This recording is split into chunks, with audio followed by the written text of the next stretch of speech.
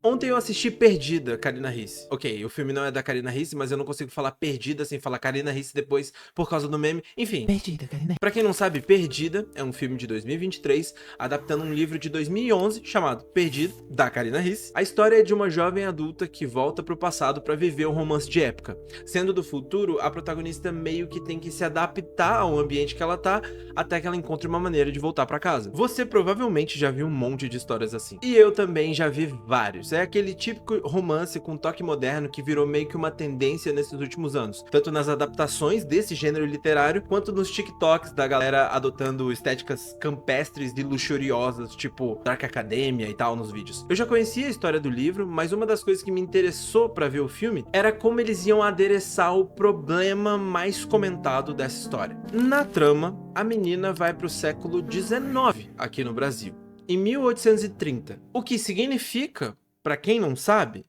que ela tá num período onde a escravidão ainda existe. Só que no livro, e também no filme, a escravidão não existe. Apagada, Karina Ricci. Como era 2011, esse apagamento meio que passou desapercebido na época do lançamento do livro. Pelo menos eu não consegui achar nada que me provasse o contrário. Mas em 2020, uma nota da autora adereçando essa situação emergiu nas redes sociais e as pessoas levantaram questões sobre essa escolha dela. Questionada, Karina Ricci. A pergunta mais clara é: se não existe escravidão no livro, então não existem pessoas negras, certo? Segundo a autora, ela simplesmente não descreveu essas características, mas essas pessoas estavam lá e não foram apagadas pela escravidão. Eu achei essa entrevista dela comentando como seria a adaptação do livro dela, e ela diz: nas adaptações é exatamente como eu idealizei a série, pessoas brancas e negras todas convivendo ali na vila. É que muitas vezes eu não coloquei uma descrição, automaticamente o racismo estrutural leva as pessoas a pensar que é uma pessoa branca se você não a descreve de outra maneira.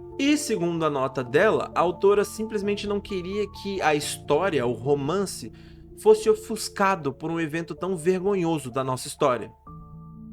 Para ser específico, a nota diz: talvez você tenha percebido que eu ocultei um fato importante desse período da história. Em 1830 ainda havia escravos no Brasil. A escravidão terminou oficialmente em 13 de maio de 1888. Além de hediondo, é muito vergonhoso para nossa história. E como no mundo do faz de conta tudo é possível, eu simplesmente decidi que a escravidão nunca aconteceu. Bom, então ela reconhece que existe um problema nessa representação. Partindo do princípio que a gente vive numa sociedade que determina o branco como normal, se você não descreve as características de um personagem, o imaginário das pessoas acaba transformando esse personagem em uma pessoa branca. Se o padrão é um e você não descreve aquilo que quer representar fora desse padrão, então as pessoas imaginam o padrão. Ok, a gente tá de acordo nisso, mas esse não é o único problema da história, é? Tipo, a gente pode apagar a escravidão assim pra contar uma história? Bom, eu já vou chegar nessa dúvida. Então, uma das coisas que me interessou pra ver o filme era ver como que eles adereçariam essa problemática na adaptação. Que tipo de mudança eles fariam pra adequar essa visão que, segundo a autora, tava lá desde o início. Como pessoas pretas seriam mostradas nessa nova versão. E como o filme fez isso, é estranho. Uma das primeiras cenas do filme é essa aqui.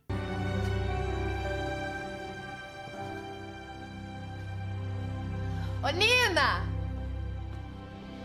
Você dormiu, Sofia? Porque eu tô com cara de zumbi? Você percebeu alguma coisa estranha? Se você não percebeu nada estranho nessa cena, tá tudo bem, relaxa. Mas senta aí que a gente tem muita coisa pra conversar. Parte 1.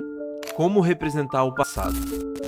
Quando se trata de construir histórias que se passam no passado, especialmente essas histórias que tratam desse passado, algumas abordagens são mais comuns do que outras. Você pode, por exemplo, representar a crueldade que foi esse período, graficamente mostrando como a população negra era explorada e considerada uma mercadoria, sendo o alicerce que sustentava toda essa sociedade. Para uma história de romance, essa é complicada. É difícil fazer alguém empatizar com um casal quando você sabe que esse casal também é responsável por toda uma série de violências que acontece contra um povo que é inocente. Então, ok, você pode desfocar isso, fazendo dessa questão só um plano de fundo, só um cenário onde a história está acontecendo, reservando a sua atenção para os personagens brancos e os seus núcleos, na frente de todo o resto. Para algumas pessoas, isso pode funcionar, mas pra mim sempre fica um gostinho ruim na boca. Um pensamento de, cara, esse povo não trabalha, eles estão só vivendo os próprios dramas. De onde vem esse luxo todo? Luxuosa, Karina Ricci. Até agora a gente viu duas abordagens possíveis, mas não são as únicas. A gente tem, por exemplo, a abordagem dessa história, que é apagar esse passado. Assim, pessoas negras e outras minorias sociais não só se percebem representados nessa época, mas também podem conviver e viver seus dramas tranquilamente sem que a gente se preocupe com nenhuma outra implicação. E aí, nesse caso, todos eles meio que fazem parte da mesma elite, como se o processo de colonização do nosso país não tivesse existido ou tivesse sido diferente. Parece bom, é uma estratégia que parece funcionar muito bem para você representar pessoas que não estariam representadas de outra maneira nessa época e também construir os romances e os dramas que a gente espera desse tipo de gênero. O problema dessa abordagem é que não existe o presente sem esse passado. Tudo que a gente é hoje é fruto desses conflitos históricos, dessas violências. Infelizmente. Sabe quando as pessoas falam que a gente estuda história para não repetir os erros do passado? Essa é a resposta que a gente dá quando a professora pergunta por que a gente estuda história. E na quinta série, essa resposta é super satisfatória. Mas à medida que a gente vai crescendo, a gente entende que isso é uma compreensão muito estranha do que é o processo histórico. A gente estuda o passado, a gente estuda história para compreender o presente. Tudo que o passado foi reverbera e ressoa em tudo que tá nas nossas vidas hoje. Então, para qualquer pessoa que conhece um pouco de história, ou simplesmente que vive esse presente todos os dias, e são muitas pessoas nesse país, esse passado tá sempre lá, mesmo que ele seja apagado. Nesse filme, a gente vê pessoas negras ocupando outras posições que não ocupariam naquela época. São médicos, lords, pessoas da classe alta assistindo balé, mas dá para entender, durante todo o filme, é que a forma como aquele mundo, o mundo fictício, o mundo da história, foi construído, parte de como essas posições foram definidas no passado, que essa história, que essa ficção ignora. E isso causa uma dissonância. Por isso que eu estranhei tanto a primeira cena que eu mostrei. A amiga da personagem principal, a Nina, que é uma mulher preta, é chamada imediatamente pra ir pentear o cabelo da protagonista branca. Isso poderia ser só uma cena entre amigas, só duas amigas se ajudando. Mas quando a gente conhece a nossa história e sabe como foi e como o cinema representa essa dinâmica, é impossível não ler as entrelinhas disso. Essa cena só causa estranheza porque o nosso passado é do jeito que é. E Nina segue sendo, ao longo do filme, um ponto temático que serve a protagonista. Nina é uma jovem que acredita no amor e que pretende se mudar pra Austrália pra casar com seu namorado. Já a protagonista, ela não acredita no amor por causa das suas frustrações com o relacionamento. Quando a Nina finalmente conta a história do que ela vem planejando com o namorado, de se mudar pra Austrália e tudo mais, a protagonista simplesmente surta, acaba desvalorizando o momento da amiga e recusando indiretamente o pedido pra ser sua madrinha. É esse o conflito de ideias que permeia todo o filme. A protagonista, no arco temático dela, tem que entender que o amor é possível sim, e Nina é só um dos pontos para esse desenvolvimento. Ela até tem um arco próprio que termina, mas no final a gente sabe que ela é um instrumento para a jornada da protagonista, o que é um estereótipo comum. E não é só ela, uma grande parte das pessoas pretas no filme são apenas anexos às pessoas brancas. Um exemplo disso acontece quando a protagonista acorda no passado numa cama desconhecida. A primeira pessoa que ela vê é um médico, um cara preto que examina ela e conversa com ela. Esse médico parece que vai ter alguma posição de destaque na história, um antagonismo, mas com o tempo acaba sendo jogado de escanteio e vira só um conselheiro pro par romântico principal, que é uma pessoa branca. Caindo em outro estereótipo muito comum, que é o homem negro sábio, que aconselha e dá consciência da realidade ao protagonista branco. Além disso, tem outras duas figuras que me chamaram a atenção. Uma delas é uma jovem que está sendo obrigada a casar pela avó desde que ela fez a estreia na alta sociedade. Só que esse não é o caminho que ela quer seguir. Ela quer ser independente e, de fato, ela tem esse arco e consegue conquistar essa independência, simbolizada pelo uso de uma jaqueta de couro e... é isso aí. Só que a figura que representa todo esse conflito dela é uma pessoa branca que não é a mãe dela, é a avó, que é meio que responsável por ela e que meio que trata ela como se fosse dona dela, e isso tem implicações. Outro exemplo é o marido dessa mulher, que é um homem negro que quase nunca tem falas, porque a sua esposa, a avó, né, que eu acabei de citar, meio Karen, sempre fala por ele. Ele fica caminhando do lado dela o filme todo como se ele fosse um acessório, é super estranho. Deixa, menina.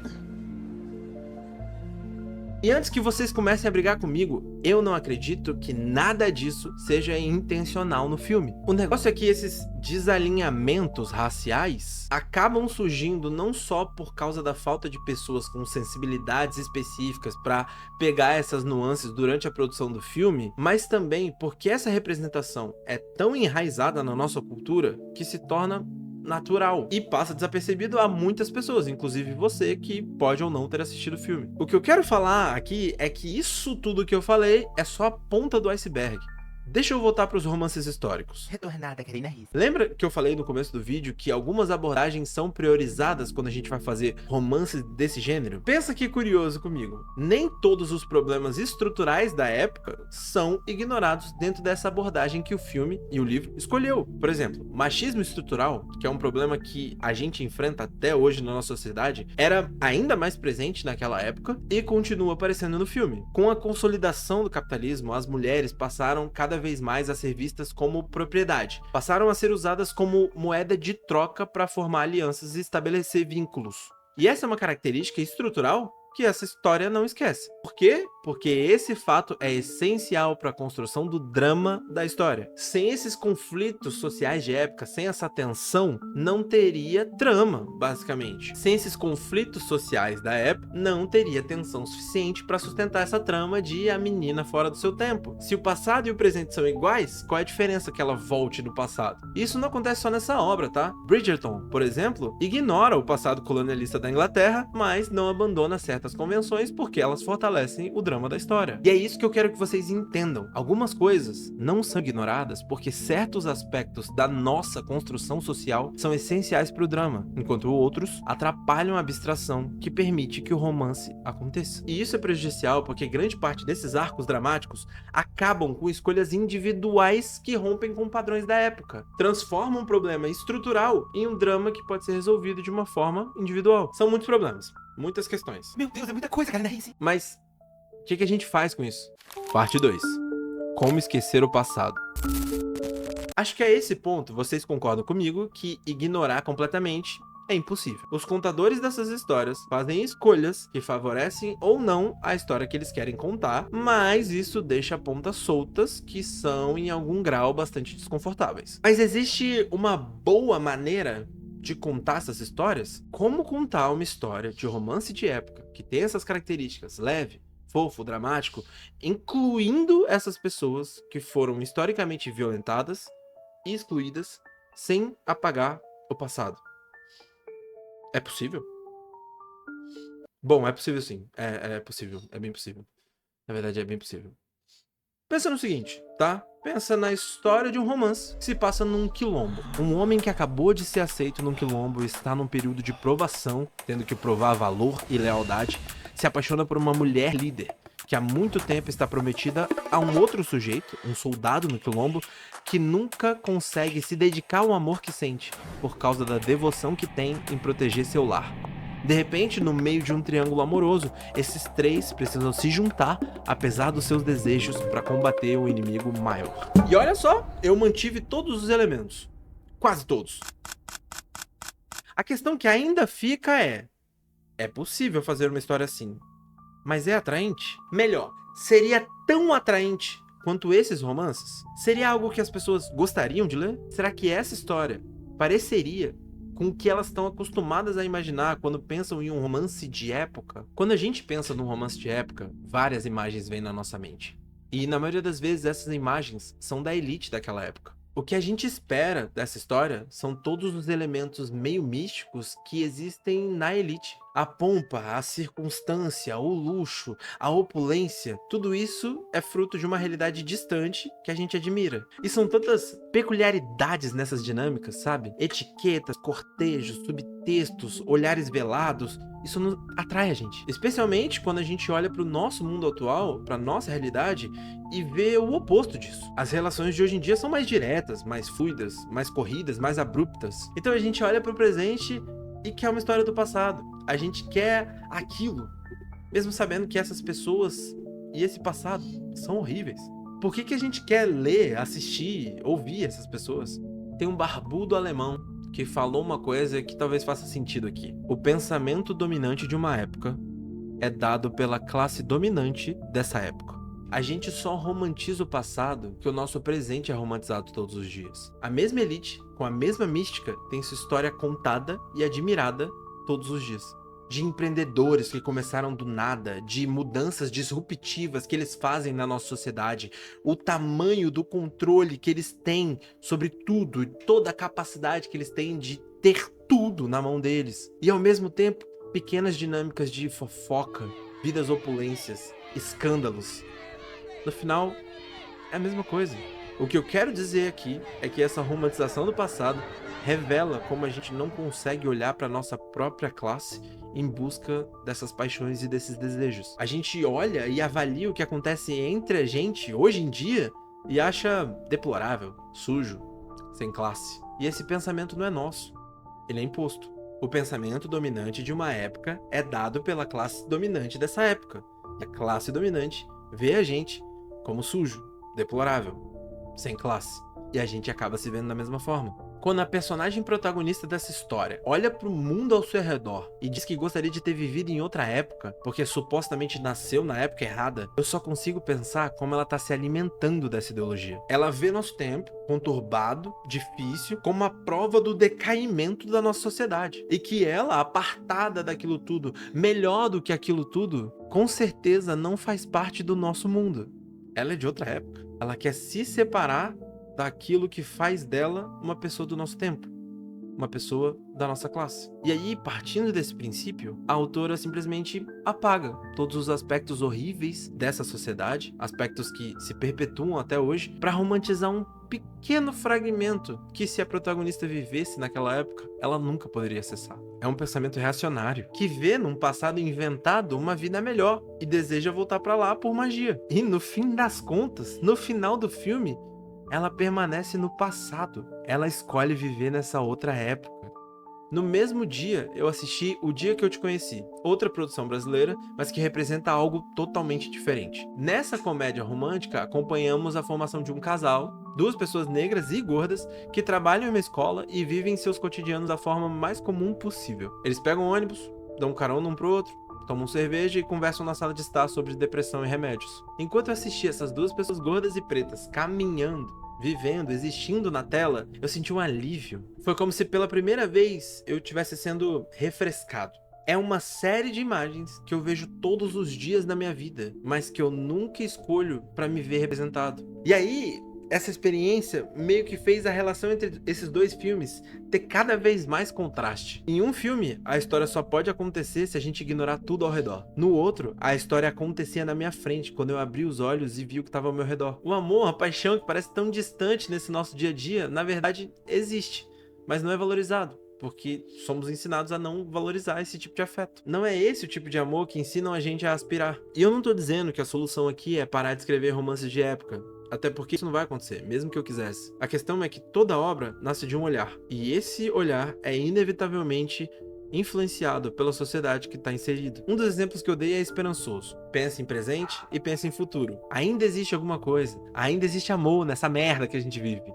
O outro pensa que não tem nada aqui que vale a pena salvar. Toda vez que a gente fala de história, a história com H maiúsculo, a gente tá falando do presente, não do passado. Tudo que foi construído lá atrás nos afeta aqui e agora. É por isso que esse discurso é tão perigoso, porque é no presente que as coisas acontecem. Quando alguém com esse pensamento, que é muito fácil de ter no nosso dia a dia, vamos ser sinceros, esse alguém começa a pensar isso e começa a deslocar sua frustração para outro lugar, essa frustração é facilmente instrumentalizada por quem tem um projeto de poder que busca apagar todas as conquistas do presente. É muito simples apontar para o passado se ninguém lembra dele. E aí se constrói um passado como gostaríamos que tivesse sido, para que o presente possa replicar esse passado. Percebe como é através do passado que a gente imagina o futuro? Tudo que a gente constrói hoje. A ideia de querer voltar é tentadora, é meio mística, meio mágica, parece que vai dar tudo certo, mas ela é perigosa. Se você volta pro passado, especialmente se ignorar uma parte dele, você tende a querer ficar lá. E como você não consegue, você acaba trazendo as coisas desse passado pro nosso presente, sem saber que tá trazendo tudo que constituía esse passado junto com você. E aí, nosso presente fica cada vez mais parecido com o passado. Nunca do jeito que você gostaria, mas do jeito que você é ensinado a achar que é melhor pra você. Mas não é. Você nunca é beneficiado pelo passado. Você nunca vai ser da elite do passado, nem da do presente. Por isso, eu não quero voltar. Eu quero ficar aqui. Os meus amores, as minhas paixões, meus afetos, eu vou viver aqui. Entre os meus e como os meus. E eu vou achar lindo. Mesmo que tentem me convencer do contrário.